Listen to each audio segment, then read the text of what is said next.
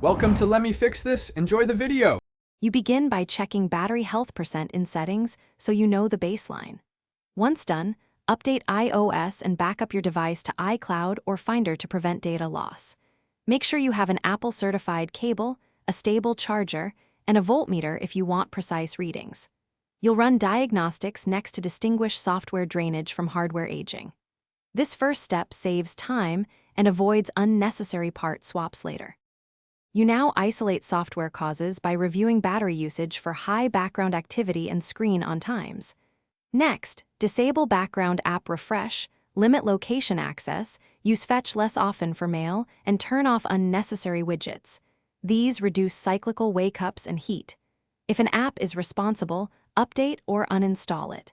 If unexplained drain continues, reset all settings or reinstall iOS to clear corrupted profiles.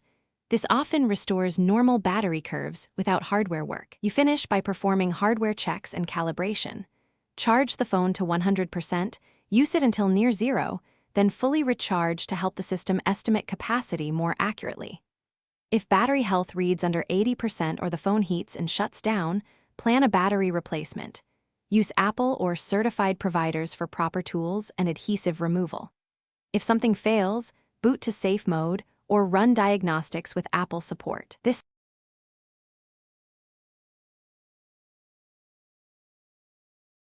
Thanks for watching. If you found this helpful, don't forget to like and subscribe.